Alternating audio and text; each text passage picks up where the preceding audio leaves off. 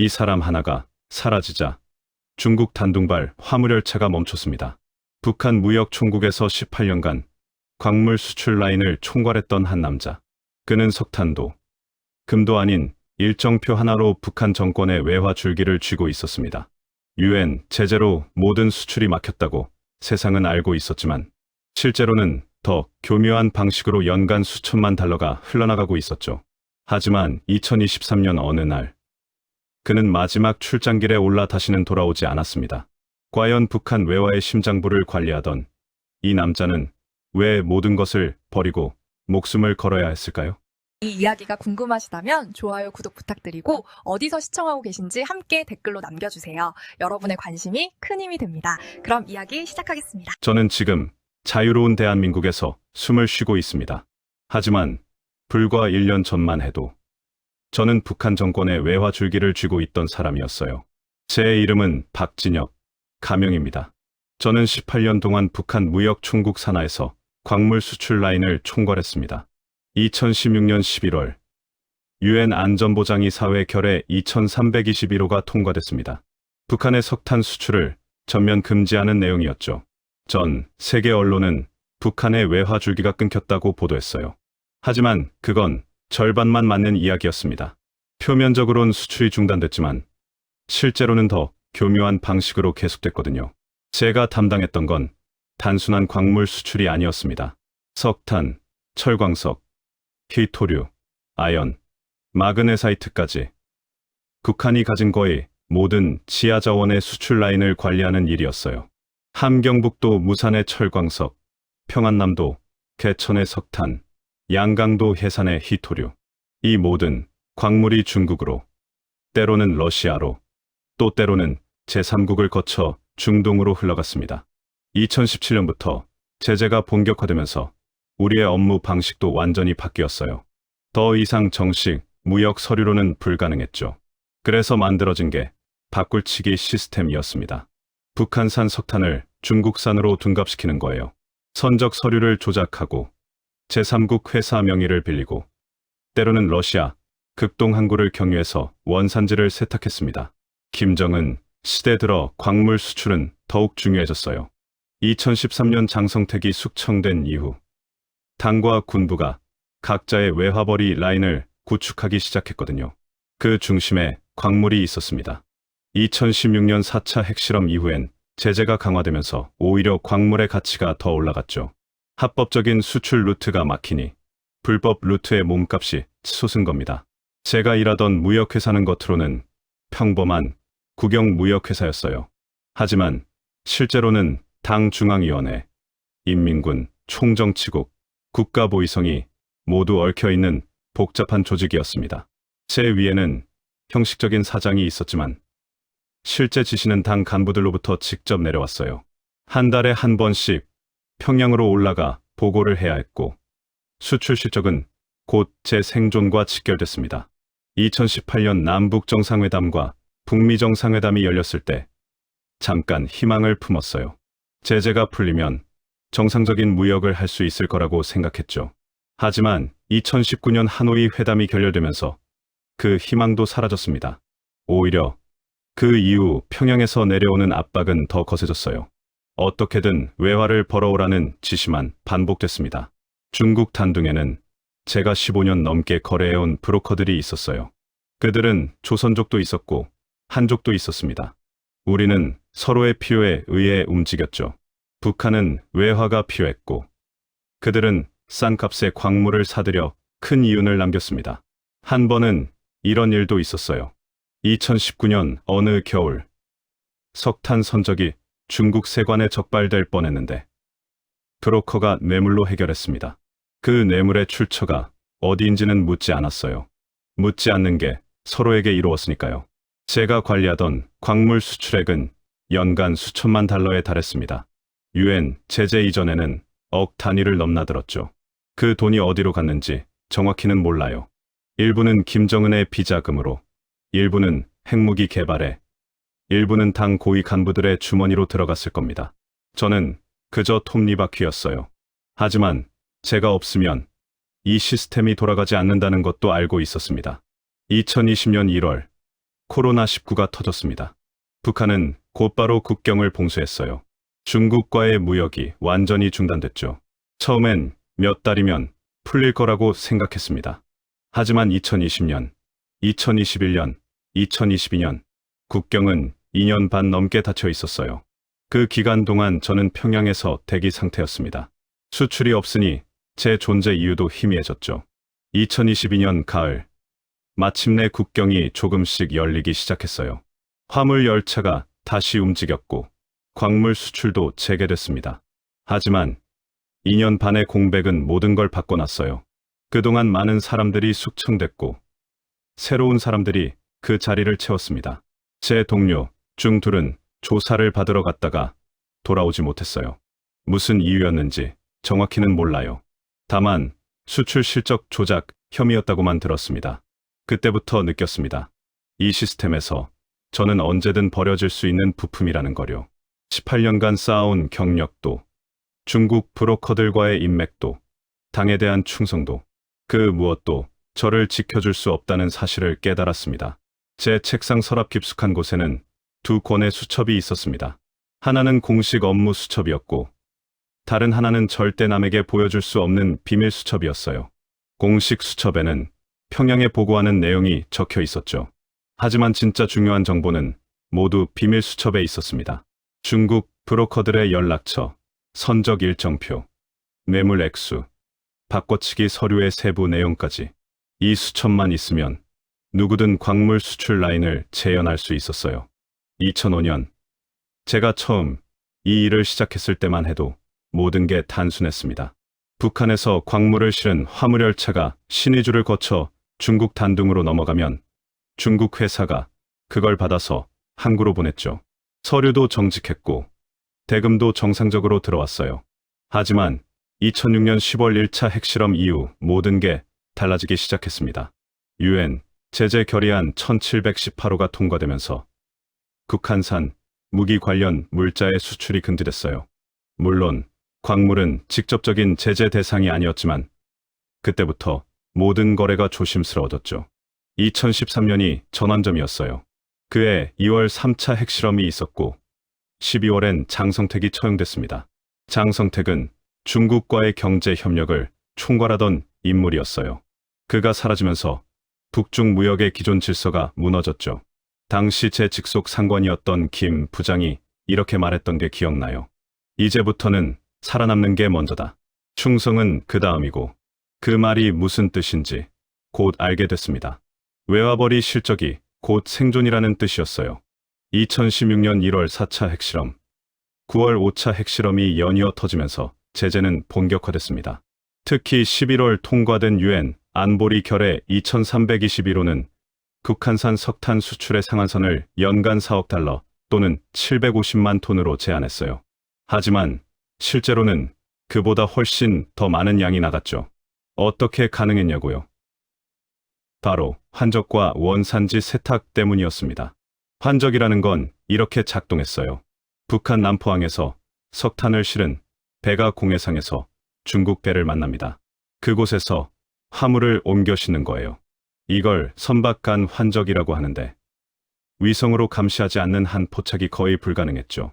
중국 배는 그 석탄을 가지고 중국 항구로 들어갔고 서류상으로는 중국산 석탄이 됐습니다. 제가 관리하던 라인 중 하나가 바로 이 환적 루트였어요. 또 다른 방법은 러시아를 경유하는 거였습니다. 2017년부터 이 루트가 활성화됐어요. 북한산 석탄이 나진항에서 러시아 블라디보스토크나 하산으로 넘어갔다가 다시 제3국으로 수출되는 방식이었죠. 서류상 원산지가 러시아가 되니까 제재를 피할 수 있었어요. 물론 이 모든 과정엔 엄청난 뇌물이 들어갔습니다.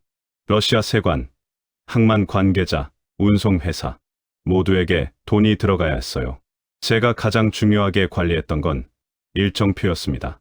언제, 어느 항구에서, 어떤 배로, 얼마만큼의 광물을 실어보내는지. 이 일정이 하루만 어긋나도 수백만 달러의 손실이 발생했어요.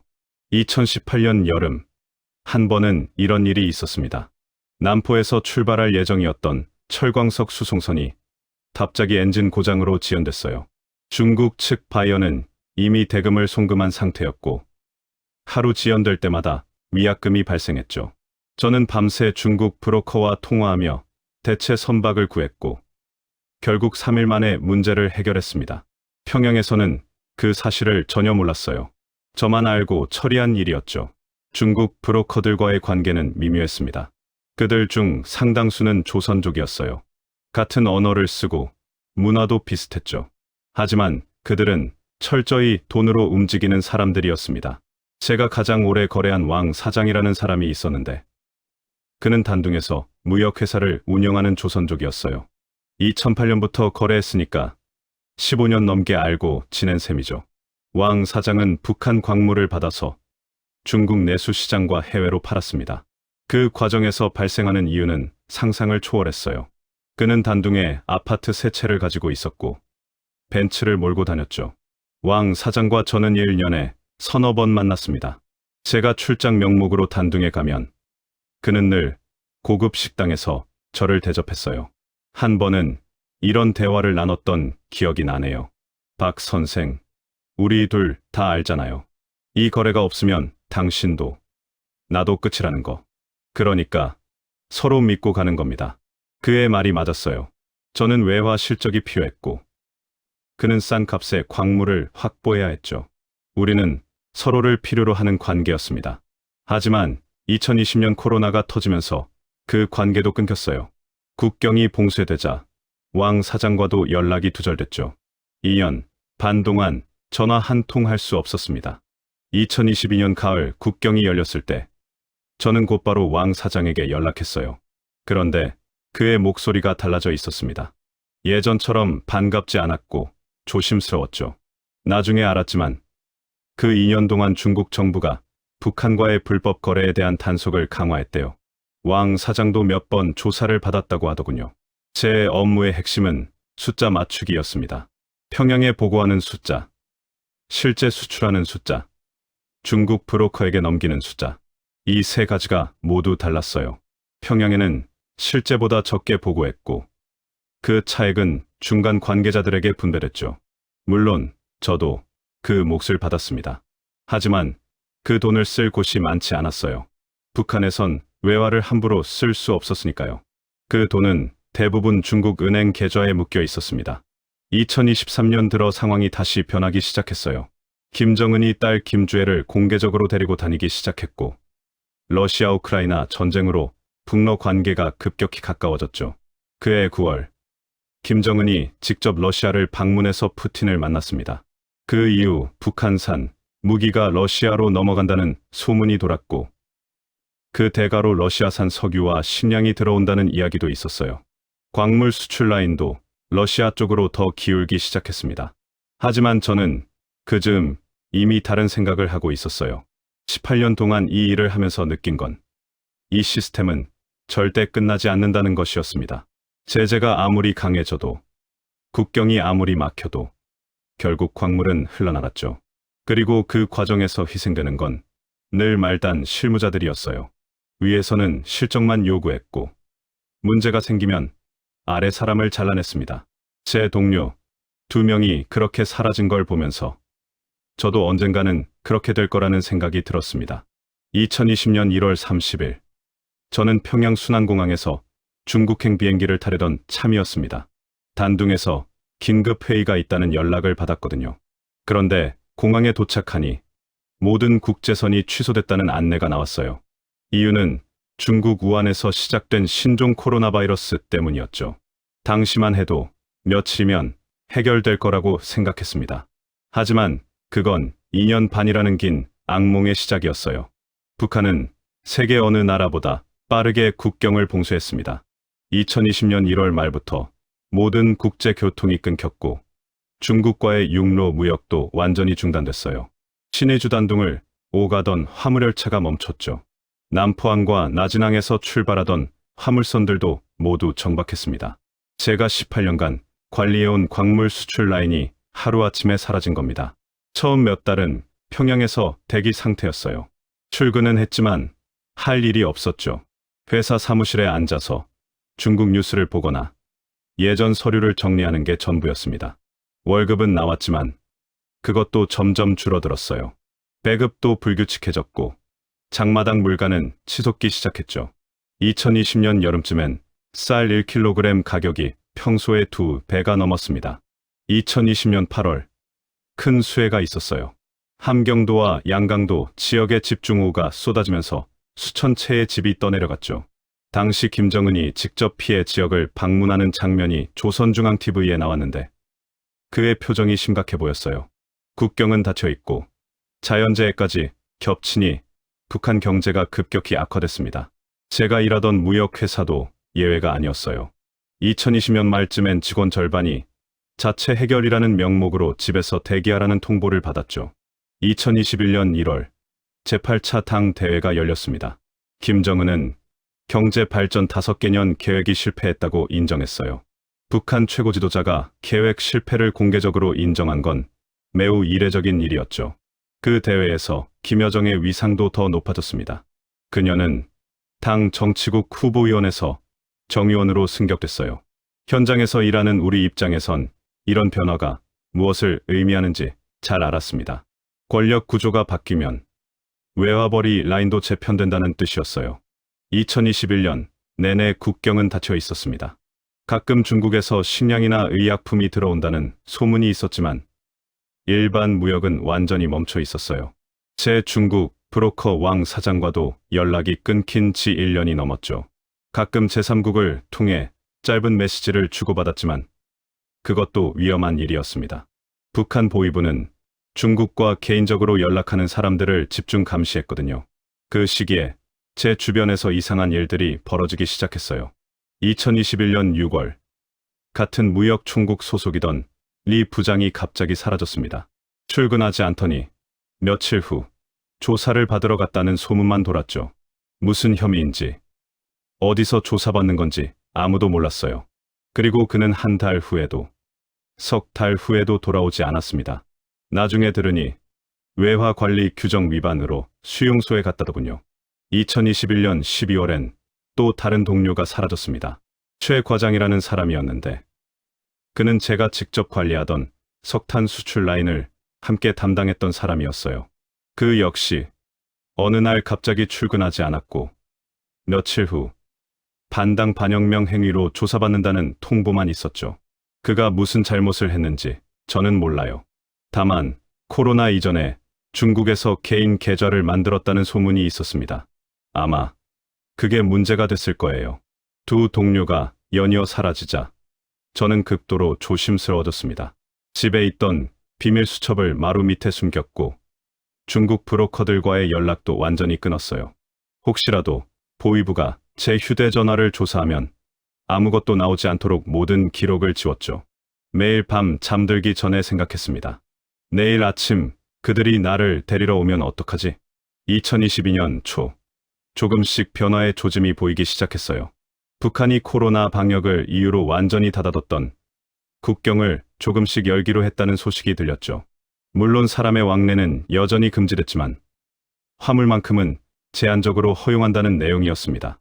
3월쯤 신의주 단둥 구간의 화물열차가 시범적으로 운행되기 시작했어요. 그해 5월 북한에서 코로나 확진자가 공식 발표됐습니다. 평양을 비롯한 여러 지역에서 발열 환자가 급증했다는 내용이었어요.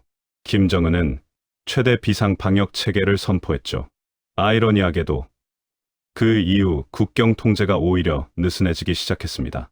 어차피 내부에서 코로나가 퍼진 이상 국경을 막을 이유가 줄어든 거죠. 2022년 8월 저는 2년 7개월 만에 처음으로 출장을 갔습니다. 목적지는 신의주였어요. 광물 수출 재개를 위한 현장 점검이 목적이었죠. 기차를 타고 신의주에 도착했을 때 그곳은 완전히 달라져 있었습니다.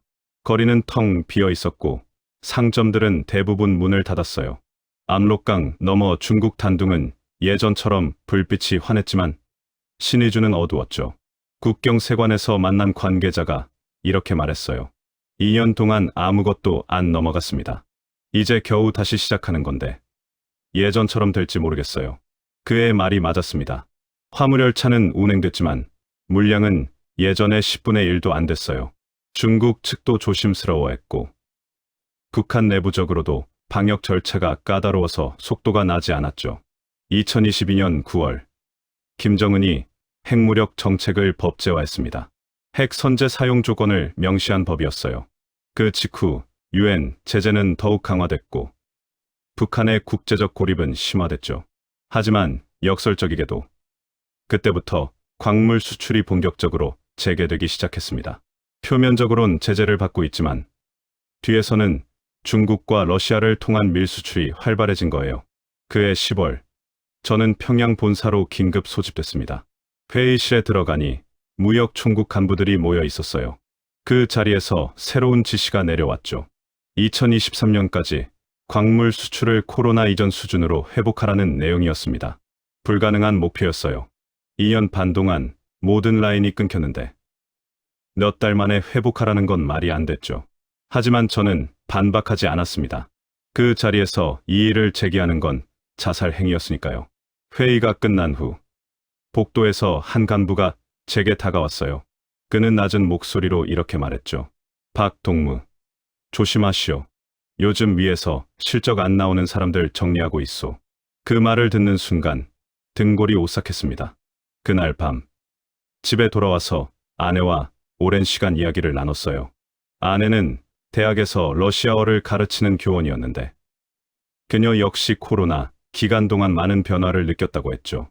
사람들이 달라졌어요.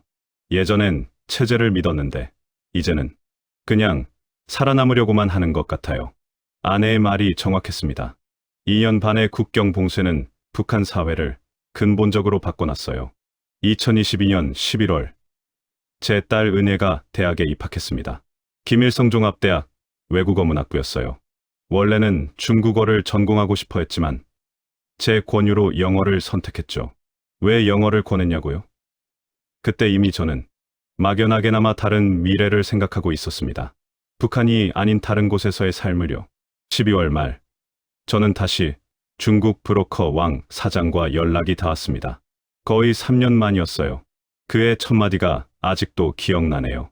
박 선생, 살아 계셨군요. 당신이 숙청된 줄 알았어요. 저도 그가 사업을 접었을 거라고 생각했는데 그는 여전히 단둥에서 무역업을 하고 있었죠.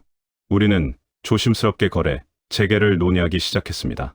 하지만 뭔가 달랐어요. 예전처럼 편하지 않았고 서로를 믿지 못하는 분위기였죠. 왕 사장은 중국 정부의 단속을 걱정했고 저는 북한 보위부의 감시를 두려워했습니다. 우리는 마치 언제 터질지 모르는 시한폭탄 위에서 거래하는 것 같았어요. 2023년이 밝았습니다. 새해 첫날, 김정은의 신년사가 발표됐어요. 그는 경제 발전과 인민 생활 향상을 강조했지만 구체적인 방법은 제시하지 않았죠. 대신 핵무력 강화와 군사력 증강만 반복했습니다. 그 신년사를 들으면서 저는 확신했어요. 이 나라는 변하지 않을 거라고. 아니, 변할 수 없다고. 2023년 3월은 제 인생에서 가장 긴 한 달이었습니다. 그 달에 일어난 일들이 결국 제가 탈북을 결심하게 만들었거든요. 시작은 딸 은혜의 작은 반항이었어요. 3월 어느 날 저녁, 은혜가 대학에서 돌아와서 이상하게 침묵했습니다. 평소엔 하루 있었던 일을 제잘제잘 이야기하는 아이였는데 그날은 방에 들어가서 문을 닫아버렸어요. 저녁을 먹을 때도 말이 없었죠. 아내가 무슨 일이냐고 물어도 고개만 저었습니다. 며칠 후 아내가 저를 부르더군요. 은혜의 대학 담당 지도원한테 전화가 왔다는 겁니다. 은혜가 청년동맹 입당을 거부했다는 내용이었어요. 북한에서 대학생이 청년동맹에 가입하지 않는다는 건 있을 수 없는 일이었죠. 그건 단순한 거부가 아니라 체제에 대한 도전으로 받아들여집니다. 그날 밤, 저는 은혜와 단둘이 이야기를 나눴어요. 왜 입당을 안 하려고 하니? 은혜는 한참을 망설이다가 이렇게 말했습니다. 아버지, 저 거짓말하고 싶지 않아요. 선서문에 적힌 말들, 저는 그걸 믿지 않아요. 김일성 동지, 김정일 동지, 김정은 동지께 충성한다고 맹세하라는데 전 그럴 수 없어요. 은혜의 말을 듣는 순간 저는 할 말을 잃었습니다. 제 딸이 언제 이렇게 컸나 싶었고 동시에 두려웠어요. 북한에서 이런 생각을 입 밖에 내는 건 매우 위험한 일이었으니까요. 은혜야, 그런 말 밖에서 절대 하면 안 된다. 알겠니? 제가 할 수 있는 말은 그것뿐이었죠. 하지만 은혜는 물러서지 않았어요. 아버지도 똑같잖아요. 집에서는 체제 비판하시면서 밖에 나가면 충성 맹세하시잖아요. 그게 옳은 건가요? 딸의 질문에 저는 대답할 수 없었습니다. 그 말이 맞았으니까요.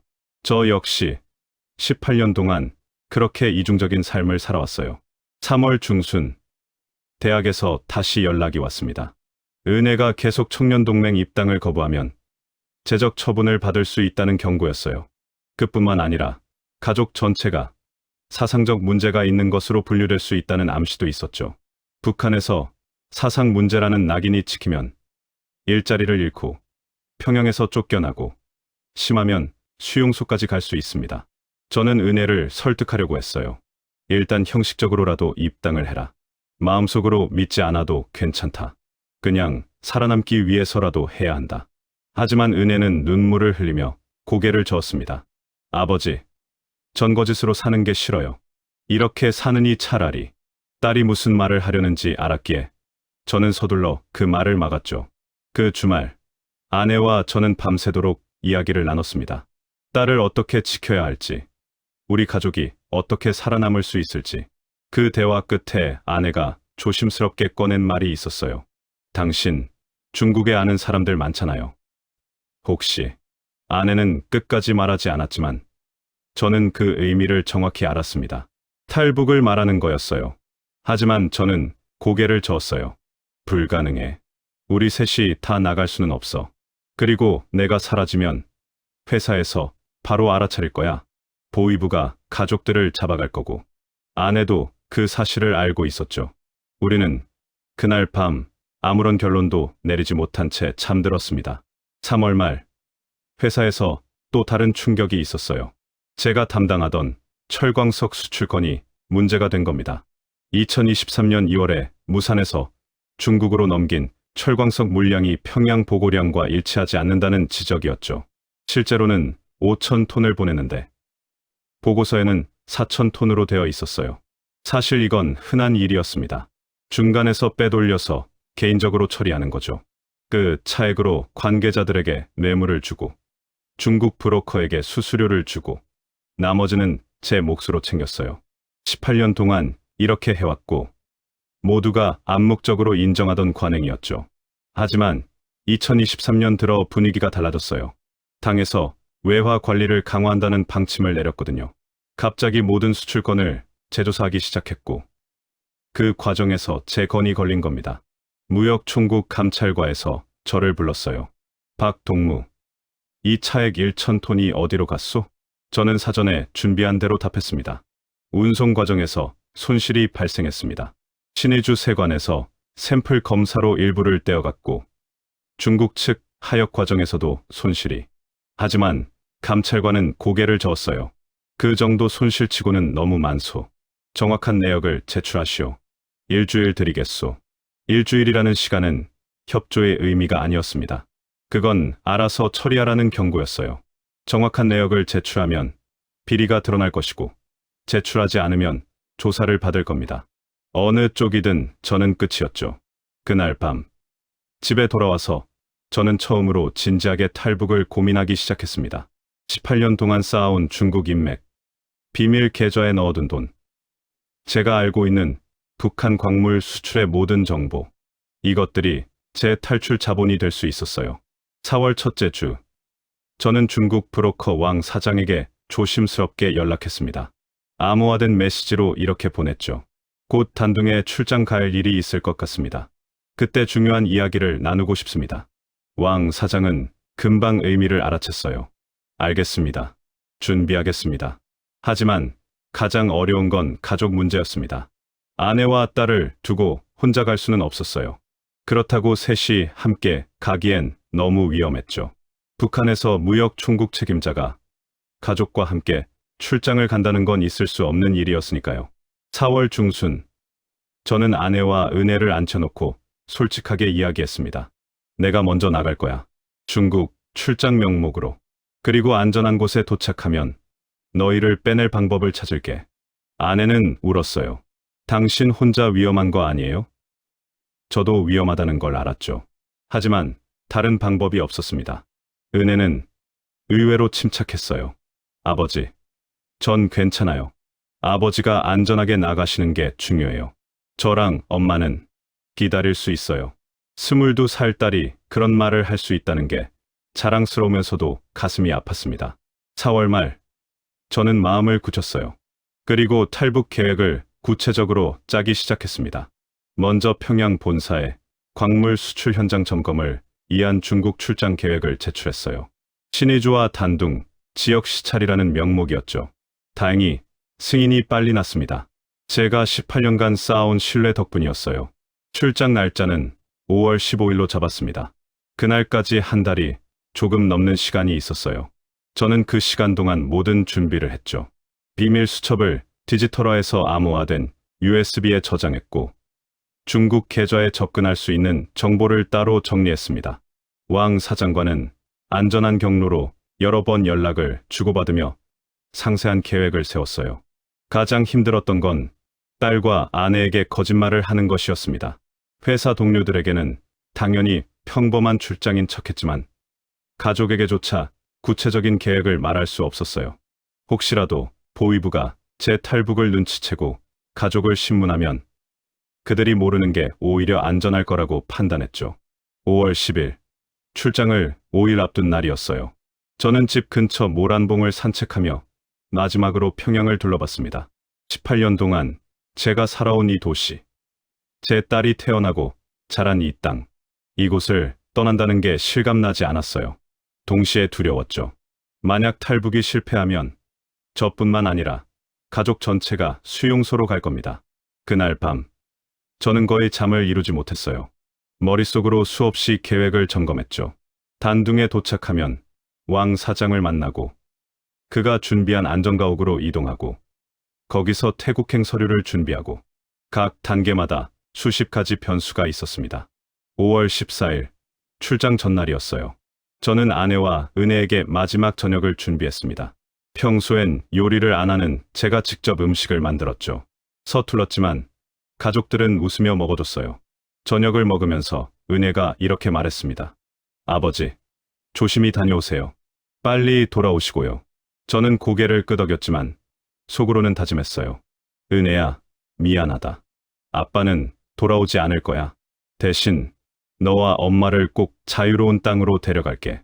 그 말을 입 밖에 낼 수 없어서 가슴이 찢어지는 것 같았습니다. 2023년 5월 15일 아침, 저는 평소처럼 출근 준비를 했습니다. 겉으로는 평범한 출장이었지만 제 가방 안에는 평생을 걸 물건들이 들어 있었어요.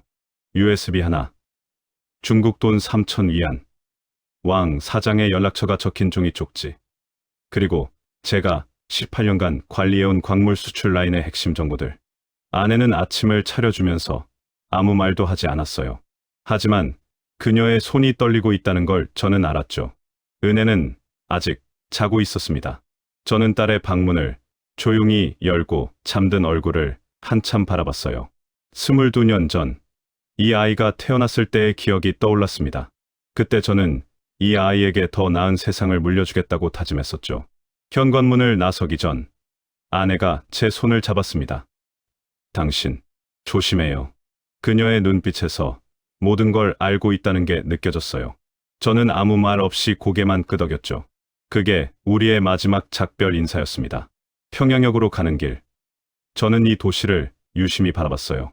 모란봉, 대동강, 주체 사상탑. 제가 45년 동안 살아온 이곳을 다시 볼 수 있을까요? 아니, 다시 보고 싶을까요? 복잡한 감정이 밀려왔지만 저는 그것들을 억눌렀습니다.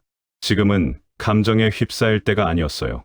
평양발 신의주행 열차는 오전 9시에 출발했습니다. 객차 안에는 출장 나가는 간부들과 무역 관계자들이 타고 있었어요. 저는 창가 자리에 앉아서 밖을 바라봤죠. 기차가 평양을 벗어나자 농촌 풍경이 펼쳐졌습니다. 5월의 들판은 파랗게 물들어 있었어요. 농민들이 모내기를 하고 있었죠. 신의주까지는 약 5시간 거리였습니다. 기차 안에서 저는 계속 계획을 점검했어요. 신의주에 도착하면 하룻밤 묵고 다음 날 오전에 압록강 철교를 건너 중국 단둥으로 넘어갑니다. 그곳에서 왕 사장을 만나 안전가옥으로 이동하고 머릿속으로 수십 번 반복했지만 여전히 불안했어요. 오후 2시쯤 신의주에 도착했습니다. 역 앞에는 무역회사 차량이 저를 기다리고 있었어요. 신의주 지사 김 책임자가 직접 나와 있었죠. 박동무, 오랜만이오. 점심은 드셨소? 저는 기차에서 먹었다고 대답했습니다. 김 책임자는 저를 회사 숙소로 안내했어요. 압록강이 내려다 보이는 낡은 건물이었죠. 방에 짐을 풀고 나서 저는 창문으로 밖을 바라봤습니다. 불과 500m 떨어진 곳에 중국이 있었어요.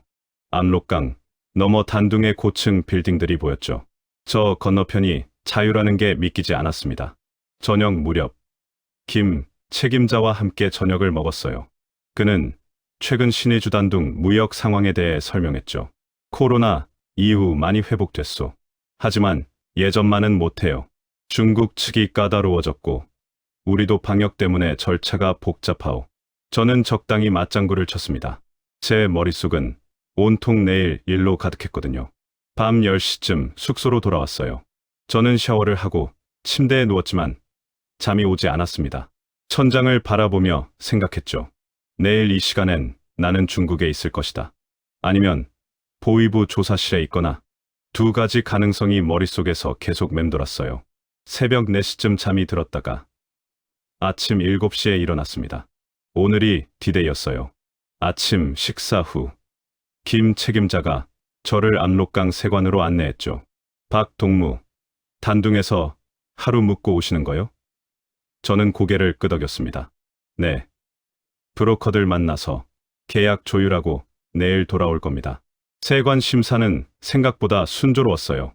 제가 18년 동안 이 루트를 수십 번 왔다 갔다 했기 때문에 세관원들이 저를 잘 알았죠. 여권에 도장을 찍고 가방 검사도 형식적으로만 했습니다. 조심히 다녀오시오. 박동무. 세관원의 그 말이 제가 북한에서 들은 마지막 말이 됐어요. 압록강 철교를 걸어서 건너는 순간 제 심장이 터질 듯 뛰었습니다. 다리 아래로 강물이 흐르고 있었어요. 이 강 하나가 북한과 중국을 나누고 억압과 자유를 나누고 있었죠. 걸음을 옮길 때마다 이게 마지막일지도 모른다는 생각이 들었습니다. 중국 측 세관에 도착했어요. 중국 세관원들은 좀 더 까다로웠죠. 가방을 열어서 하나하나 확인했고 제 신분증도 꼼꼼히 살폈습니다. 방문 목적이 뭡니까? 무역 협상입니다. 어디서 묵을 겁니까? 단둥의 무역회사 숙소입니다. 준비한 대로 대답했고 다행히 통과됐어요. 세관을 나오자 왕 사장이 차를 몰고 기다리고 있었습니다. 15년 직이었지만 그날 그의 얼굴은 긴장으로 굳어 있었어요. 박 선생, 차에 타세요. 여기서 이야기할 순 없습니다. 저는 뒷좌석에 탔고 차는 곧바로 출발했죠. 20분쯤 달렸을까요? 차는 단둥 외곽의 한 주택가에 멈췄습니다. 왕 사장이 저를 2층짜리 작은 집으로 안내했어요. 여기가 안전가옥입니다. 당분간 여기서 지내셔야 해요. 집 안은 생각보다 깔끔했죠. 침실, 거실, 부엌이 있었고 창문에는 두꺼운 커튼이 쳐져 있었습니다. 왕 사장이 물 한 잔을 건네주며 말했어요. 박 선생, 이제 솔직하게 이야기합시다. 정말 돌아가지 않을 겁니까? 저는 고개를 끄덕였죠. 네, 저는 탈북합니다. 그 말을 입 밖에 내는 순간 모든 게 현실이 됐어요. 돌이킬 수 없는 선을 넘은 겁니다. 왕 사장은 한숨을 쉬었어요. 알겠습니다. 제가 도와드리겠습니다. 하지만 쉽지 않을 겁니다. 북한 보위부가 당신을 찾기 시작하면 중국 공안도 협조할 거예요. 빨리 움직여야 합니다. 그는 이미 계획을 세워뒀다고 했죠. 태국으로 가는 루트였어요. 일단 여기서 일주일 정도 숨어 계세요. 그 사이 위조 서류를 준비하겠습니다. 중국인 신분증이랑 여권이요. 그걸 가지고 비행기로 태국 방콕으로 가는 겁니다.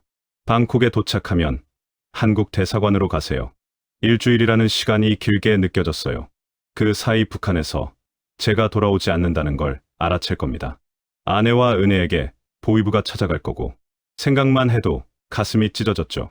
그날 밤 안전가옥에서 처음으로 잠을 청했습니다. 하지만 잠은 오지 않았어요. 머릿속으로는 평양에 있을 아내와 은혜의 생각뿐이었죠. 저 때문에 그들이 고통받을 거라는 사실이 저를 짓눌렀습니다. 다음 날부터 기다림의 시간이 시작됐어요. 안전가옥 안에만 있어야 했죠. 밖에 나갈 수도 없었고 창문도 열 수 없었습니다. 왕 사장이 하루에 한 번씩 음식을 가져다 뒀어요.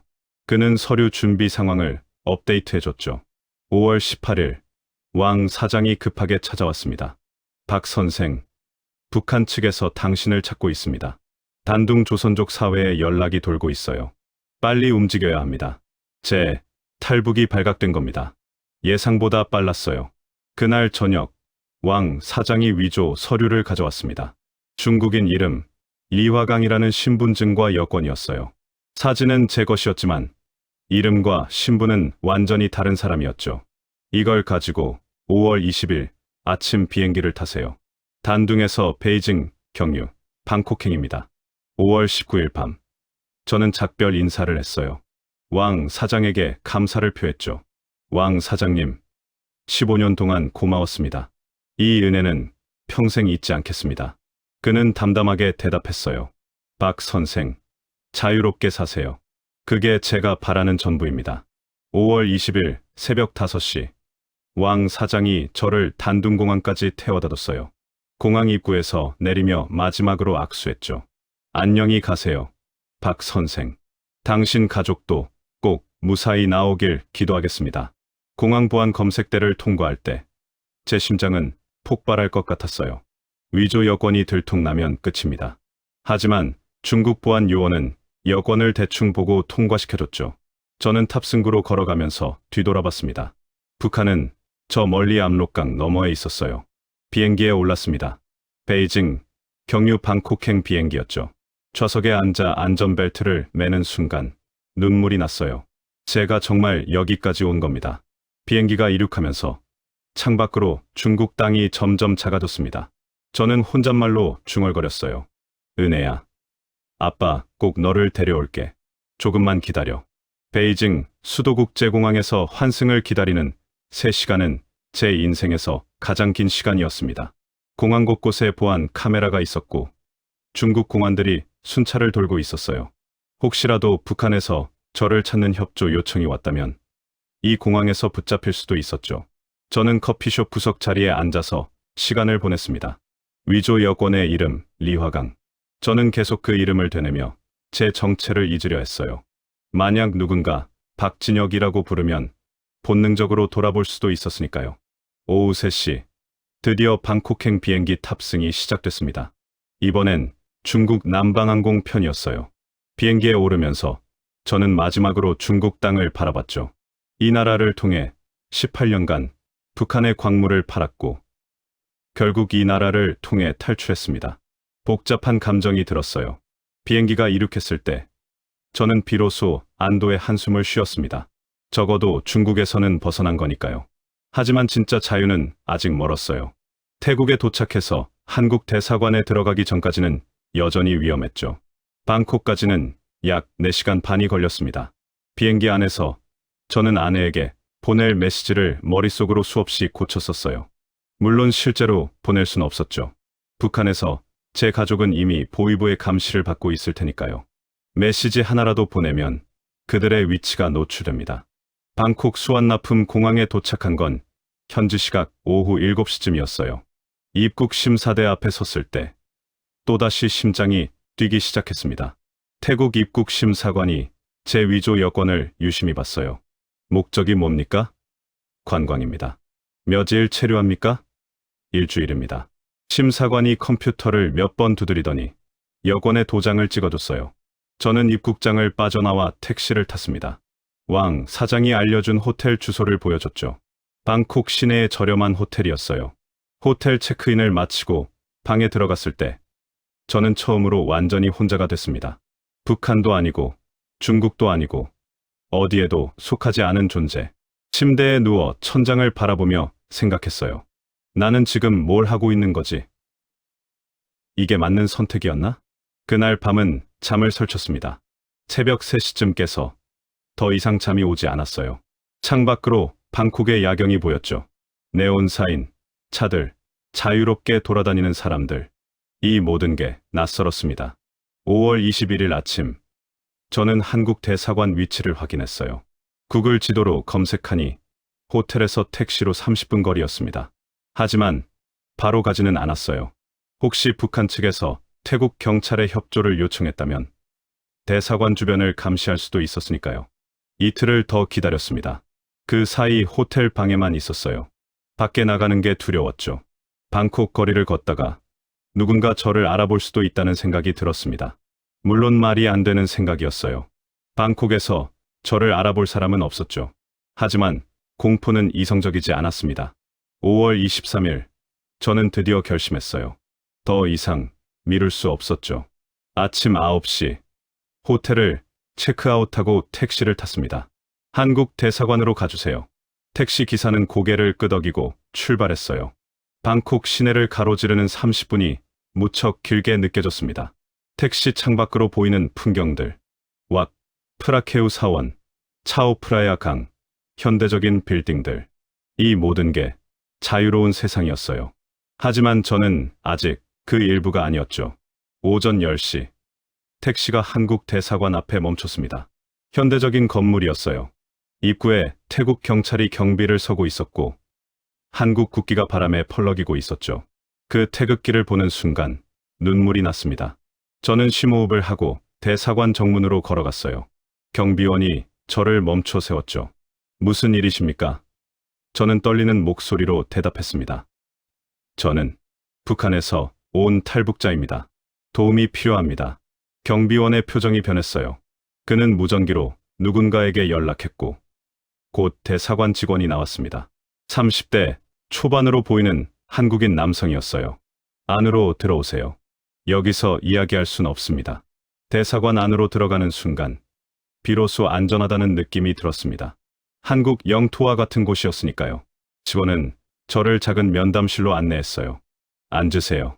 물 한 잔 드릴까요? 저는 고개를 끄덕였고 물을 받아 마셨습니다. 직원이 자리에 앉으며 말했죠. 성함이 어떻게 되세요? 박진혁입니다. 북한 무역총국에서 18년간 광물 수출을 담당했습니다. 그 순간부터 긴 신문이 시작됐어요. 아니, 신문이라기보단 확인 절차였죠. 제 신분, 탈북 경로, 북한에서의 직책, 왜 탈북했는지 모든 걸 상세히 설명해야 했습니다. 직원은 제 이야기를 들으며 꼼꼼히 기록했어요. 가족은 어디 있습니까? 그 질문을 받는 순간 저는 또다시 울컥했어요. 평양에 아내와 딸이 있습니다. 그들을 데려올 계획이 있습니까? 네, 반드시 데려와야 합니다. 면담은 3시간 넘게 이어졌습니다. 대사관 측에서는 제 진술의 진위를 확인하려고 여러 질문을 던졌어요. 북한 내부 정보, 광물 수출 시스템, 제가 알고 있는 당 간부들 이름. 저는 가능한 한 상세하게 대답했죠. 오후 2시쯤 면담이 끝났어요. 직원이 말했습니다. 박진혁 씨, 우리가 신원 확인을 하는 동안 여기서 대기해 주세요. 며칠 정도 걸릴 겁니다. 그동안 대사관 내 숙소에서 지내시게 됩니다.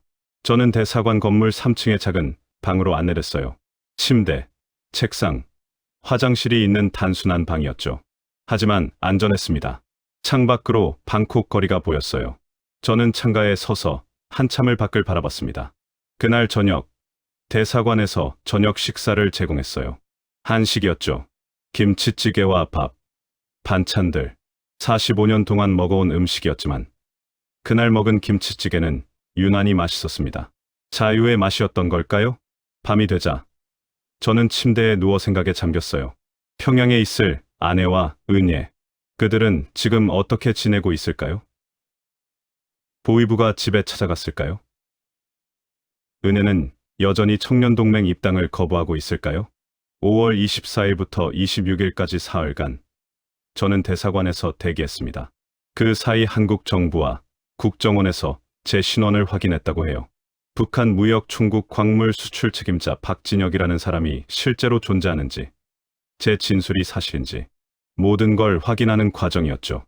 5월 27일 대사관 직원이 저를 불렀습니다.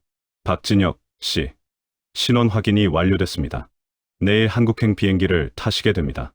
그 말을 듣는 순간 저는 비로소 실감했어요. 제가 정말 자유를 찾아가고 있다는 걸. 5월 28일 아침, 대사관 직원 2명이 저를 공항까지 동행했어요.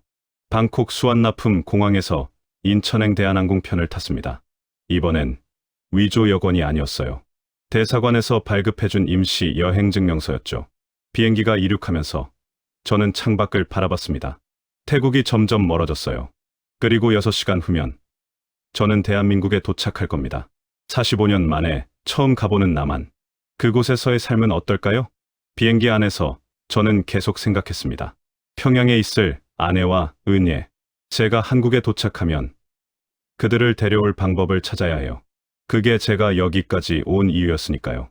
2023년 5월 28일 오후 5시 대한항공편이 인천국제공항에 착륙했습니다. 비행기가 땅에 닿는 순간 제 심장이 터질 듯 뛰었어요. 45년을 북한에서 살았던 제가 드디어 남한 땅을 밟는 겁니다. 입국장으로 나가자 국정원 직원 2명이 저를 기다리고 있었어요. 그들은 저를 별도의 심사 공간으로 안내했죠. 박진혁 씨, 환영합니다. 이제부터 신원 확인 절차를 진행하겠습니다. 그 말투가 북한과 달리 부드러웠어요. 공항에서 바로 국정원 조사 시설로 이동했습니다. 서울 외곽의 어느 건물이었죠. 거기서 2주간 조사를 받았어요. 제 신분, 탈북 경위, 북한에서의 활동, 모든 걸 다시 설명해야 했습니다. 태국 대사관에서 했던 것보다 훨씬 더 상세하고 깊이 있는 조사였어요. 조사 과정에서 놀란 건 남한 사람들이 북한에 대해 얼마나 모르는지였습니다. 어떤 조사관은 이렇게 물었어요. 북한에도 장마당이 있습니까? 저는 어이가 없었죠. 장마당은 2000년대 초반부터 북한 경제의 중심이었는데 남한에서는 그걸 모른다니. 반대로 남한 사람들은 북한에 대해 극단적인 이미지를 가지고 있었어요. 모두가 굶주리고 모두가 세뇌당했다고 생각했죠. 물론 그런 면도 있어요. 하지만 북한도 사람 사는 곳이고 그 안에도 다양한 삶이 있었습니다. 특히 평양 같은 곳은 남한 사람들이 상상하는 것보다 훨씬 현대적이었어요. 6월 12일 조사가 끝나고 저는 하나원으로 갔습니다. 정식 명칭은 북한 이탈주민정착지원 사무소였어요. 경기도 안성에 있는 교육시설이었죠. 그곳에서 3개월간 남한 사회 적응 교육을 받아야 했습니다. 하나원에 도착한 첫날, 제일 충격적이었던 건 화장실이었어요. 변기에 물을 내리면 자동으로 씻겨 내려가는 게 신기했죠. 북한에서는 대부분 재래식 화장실을 썼거든요. 평양 아파트에도 수세식이 있긴 했지만 물이 항상 나오는 건 아니었어요. 하나원 교육은 크게 3부분으로 나뉘어 있었습니다. 첫째는 심리 안정 프로그램, 둘째는 남한 사회 이해 교육, 셋째는 직업 교육이었어요. 저는 45세였고 18년간 무역 업무를 했기 때문에 직업 교육에서 무역 관련 과정을 선택했죠. 교육 중에 가장 어려웠던 건 언어였습니다. 같은 한국어를 쓰지만 남북한의 언어가 많이 달라져 있었어요. 제가 동무라고 하면 사람들이 웃었죠. 남한에서는 친구라고 한다더군요.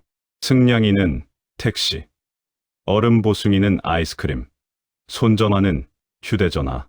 더 혼란스러웠던 건 외래어였어요. 북한에서는 외래어를 최대한 우리말로 바꿔서 쓰거든요. 하지만 남한은 영어 단어를 그대로 써요. 컴퓨터, 인터넷, 스마트폰, 마케팅, 브랜딩. 처음엔 무슨 말인지 하나도 몰랐습니다. 하나원에서 스마트폰 사용법을 배웠어요.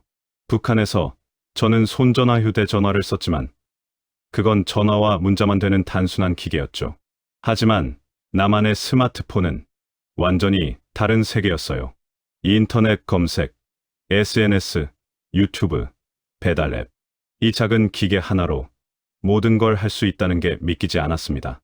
7월 어느 날 교육 담당자가 저에게 유튜브를 보여줬어요. 여기서 북한이라고 검색해보세요. 저는 검색했고 수많은 북한 관련 영상들이 나왔죠. 탈북자들이 출연해서 북한 이야기를 하는 영상, 북한 뉴스 분석, 심지어 북한 음식 만들기까지. 그중 한 영상에서 충격을 받았어요. 어떤 탈북자가 북한에서는 모두가 굶어 죽는다고 말하는 거예요.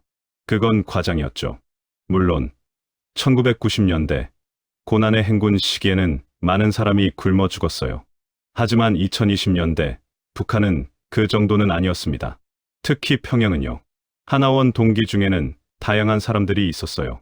함경도 농촌에서 온 20대 청년, 양강도에서 장사하다 온 40대 여성, 평양음악대학 출신 30대 남성. 모두의 이야기가 달랐죠. 그런데 남한 사람들은 우리를 하나로 묶어서 탈북자라고 불렀어요. 8월 중순, 하나원에서 경제 교육을 받았습니다. 자본주의, 시장경제, 주식, 부동산. 개념적으로는 이해했지만 실감은 나지 않았어요. 특히 대출이라는 개념이 이상했죠. 북한에서는 은행에서 돈을 빌리는 일이 거의 없었거든요. 교육 중에 가장 충격적이었던 건 남북한 경제 격차였습니다. 2022년 기준 남한의 GDP는 약 1조 6천억 달러, 북한은 약 280억 달러, 거의 60배 차이였어요. 1인당 GDP는 남한이 3만 2천 달러, 북한이 1천 달러. 저는 이 숫자를 보며 혼란스러웠습니다. 그럼 우리가 그동안 뭘 한 거지? 9월 초 하나원 교육이 끝나갈 무렵 저는 정착금을 받았습니다. 초기 정착금과 주거 지원금을 합쳐서 약 2천만 원 정도였어요. 북한 돈으로는 상상도 못할 큰 돈이었죠. 하지만 서울에서 집을 구하기엔 턱없이 부족하다는 걸 곧 알게 됐습니다. 하나원을 나오기 전 취업 상담을 받았어요. 상담사가 물었죠. 어떤 일을 하고 싶으세요? 무역 관련 일을 하고 싶습니다. 18년 경력이 있으니까요. 하지만 상담사는 난처한 표정을 지었어요. 북한에서의 경력은 남한에서 인정받기 어렵습니다. 처음부터 다시 시작하셔야 할 거예요. 그 말을 듣는 순간 저는 허탈했습니다. 18년간 쌓아온 제 경력이 남한에서는 아무 의미가 없다니. 하지만 어쩔 수 없었어요. 북한 무역 총국 경력을 남한 회사에서 인정해줄 리 없었죠. 9월 15일 저는 하나원을 수료하고 서울로 향했습니다. 정부에서 지원해주는 임대 아파트는 경기도 의정부에 있었어요. 9평짜리 작은 원룸이었죠. 하지만 제 것이라는 게 중요했습니다. 북한에서는 집도 국가 소유였으니까요. 의정부 아파트에 처음 들어갔을 때 저는 한참을 멍하니 서 있었어요. 텅 빈 방, 깨끗한 벽, 햇빛이 들어오는 창문. 이게 제 새로운 삶의 시작이었습니다. 하지만 동시에 외로웠어요. 평양에는 아내와 딸이 있었는데 여기는 저 혼자였죠. 그날 밤 저는 창밖을 바라보며 생각했습니다. 은혜야, 엄마, 아빠는 여기까지 왔어. 이제 너희를 데려올 방법을 찾아야 해. 하지만 어떻게 해야 할지 막막했어요. 북한에 있는 가족을 남한으로 데려오는 건 거의 불가능에 가까웠으니까요. 2023년 9월 남한에서의 본격적인 삶이 시작됐습니다. 하나원을 나온 저는 의정부 원룸에서 혼자 생활하며 일자리를 찾기 시작했어요. 하지만 현실은 녹록지 않았죠. 처음 2주간 저는 온라인 구인 사이트를 뒤졌습니다. 사람인, 잡코리아 같은 곳에서 무역 관련 일자리를 검색했어요. 하지만 대부분 경력 3년 이상, 대졸 이상, 영어 능통자, 우대라는 조건이 붙어 있었죠. 저는 북한에서 18년 경력이 있었지만 그건 남한에서 인정받지 못했습니다. 고민 끝에 저는 하나원에서 알게 된 탈북자 커뮤니티에 도움을 청했어요. 거기서 한 선배 탈북자가 조언을 해줬습니다. 북한 무역 경험을 남한 기업에 직접 어필하는 건 어려워요. 대신 북중 무역을 이해하는 컨설턴트로 접근해보세요. 요즘 중소기업들이 북한 리스크 때문에 고민이 많거든요. 그 조언이 힌트가 됐어요. 저는 북한 무역 구조 이해, 대북 제재 회피 사례 분석, 북중 무역 리스크 관리 같은 키워드로 제 경력을 재포장했죠. 그리고 무역 관련 중소기업들에 직접 이메일을 보내기 시작했습니다. 10월 초 한 무역 회사에서 연락이 왔어요. 서울 금천구에 있는 중소무역회사였죠. 대표가 직접 전화했습니다. 북한 무역 총국에서 18년 일하셨다고요? 한번 만나 뵙고 싶은데 가능하세요? 저는 즉시 약속을 잡았어요. 회사는 생각보다 작았습니다. 직원 7명이 전부였고 사무실도 좁았어요. 하지만 대표의 눈빛은 진지했죠. 그는 제게 물었습니다. 북한과 중국 간 광물 거래가 실제로 어떻게 이루어지는지 아세요? 저는 18년간 해온 일이었죠. 물론입니다. 그게 제 전문 분야입니다. 면접은 2시간 넘게 이어졌어요. 대표는 북한산 광물이 중국을 거쳐 남한으로 들어오는 루트가 있는지, 그걸 어떻게 차단할 수 있는지 궁금해했죠. 저는 제가 아는 모든 걸 설명했습니다. 선적, 서류 조작 방법, 제3국 경유 루트, 중국 브로커들의 네트워크. 면접이 끝날 무렵 대표가 말했어요. 박진혁 씨, 우리 회사에서 일해주시겠습니까?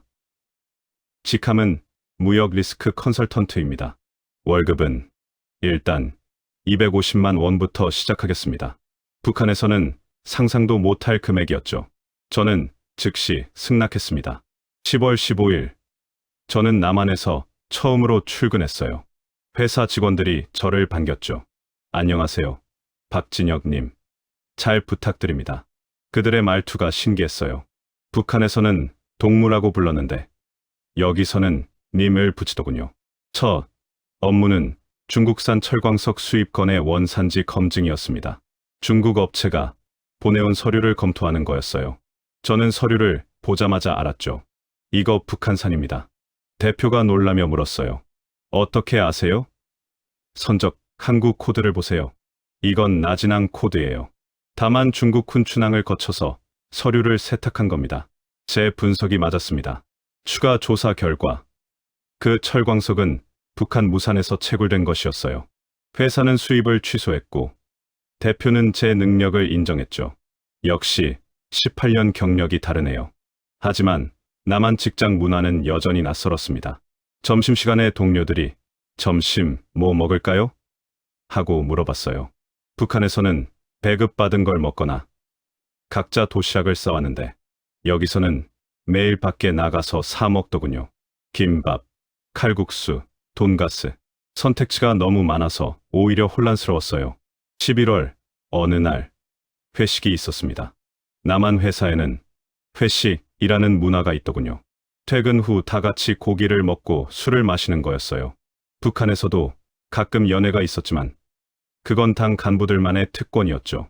하지만 여기서는 평범한 직원들도 자주 회식을 했어요. 고깃집에서 삼겹살을 먹으며 동료들이 저에게 물었습니다. 북한에서는 어떤 음식을 먹어요? 저는 평양의 음식을 설명했죠. 평양냉면, 온반, 어복쟁반. 맛있는 음식도 많아요. 하지만 동료들은 믿지 않는 표정이었어요.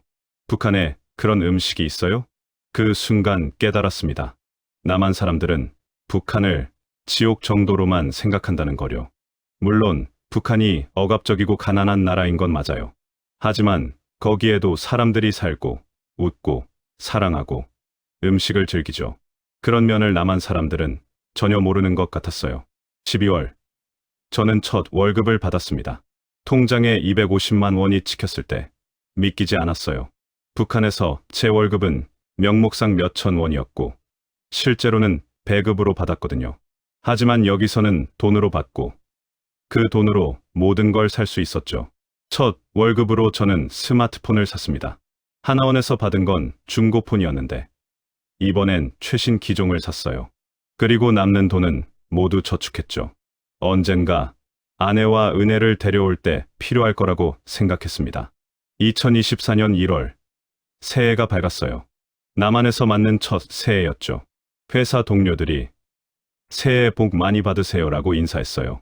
저도 똑같이 인사했지만 마음속으로는 다른 생각을 하고 있었습니다. 은혜야, 엄마, 올해는 꼭 너희를 만날 수 있을까? 1월 말, 저는 통일부 산하 북한이탈 주민지원재단에 상담을 신청했습니다. 북한에 있는 가족을 어떻게 빼낼 수 있는지 알아보려고요. 상담사는 난처한 표정을 지었어요. 가족이 북한에 있다면 현실적으로 매우 어렵습니다. 직접 탈북시키는 건 거의 불가능하고 브로커를 통한다 해도 비용이 수천만 원이 들어요. 수천만 원. 제 월급으로는 몇 년을 모아야 할 금액이었죠. 하지만 저는 포기하지 않았어요. 방법이 전혀 없나요? 상담사는 한참을 망설이다 말했습니다. 한 가지 방법은 제3국을 통한 탈북입니다. 중국 쪽에 연락할 수 있는 브로커가 있다면 저는 왕 사장을 떠올렸어요. 그가 도와줄 수 있을까요? 하지만 위험했죠. 북한 보위부가 제 가족을 감시하고 있을 텐데.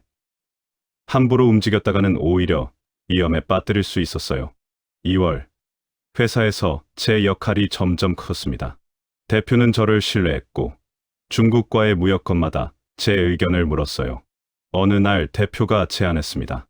박진혁 씨, 우리 회사에서 북한 무역 리스크 세미나를 열려고 하는데 강사를 해주시겠어요? 세미나는 3월에 열렸습니다. 서울 강남의 한 호텔 세미나실에서였죠. 참석자는 약 50명. 대부분 무역 회사 대표들과 실무자들이었어요. 저는 떨리는 목소리로 발표를 시작했습니다. 안녕하십니까? 저는 북한 무역 총국에서 18년간 광물 수출을 담당했던 박진혁입니다. 그 순간 청중들의 눈빛이 변했어요. 호기심, 놀라움, 의심, 다양한 감정이 섞여 있었죠. 저는 제가 아는 모든 걸 설명했습니다. 북한 광물이 어떻게 제재를 피해 수출되는지, 서류가 어떻게 조작되는지, 중국 브로커들이 어떤 역할을 하는지. 세미나가 끝난 후 여러 사람이 제게 명함을 건넸어요. 박진혁 씨, 우리 회사에서도 자문을 좀 해주실 수 있을까요? 저는 북한 전문가로 인정받기 시작했습니다. 4월, 제 월급이 올랐어요. 350만 원이 됐죠. 회사 대표가 말했습니다. 박진혁 씨 덕분에 우리 회사가 리스크를 많이 줄였어요. 감사합니다. 저는 감사하다는 말이 이렇게 기분 좋은 것인지 처음 알았어요. 북한에서는 감사 대신 충성을 요구했거든요. 5월이 되자 탈북 1년이 됐습니다. 저는 의정부 원룸 창가에 앉아 지난 1년을 돌아봤어요. 평양을 떠나 중국을 거쳐 태국을 지나 한국에 도착했죠.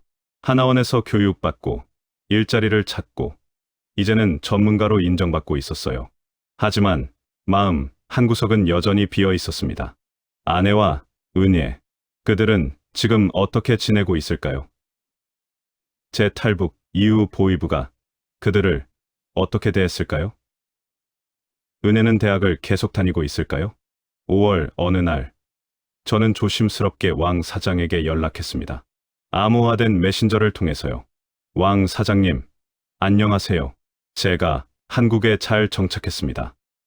혹시 평양 쪽 소식을 들을 수 있을까요? 답장은 이틀 후에 왔어요. 박 선생님, 조심하세요. 북한 측이 아직도 당신을 찾고 있습니다. 가족들은 평양에 그대로 있는 것 같습니다. 그 말을 듣고 안도했어요. 적어도 수용소로 끌려가지는 않았다는 뜻이니까요. 하지만 동시에 죄책감이 밀려왔죠. 제가 자유를 찾은 대가로 그들이 고통받고 있을 거라는 생각이. 6월, 저는 브로커를 통한 가족 탈북을 본격적으로 알아보기 시작했습니다.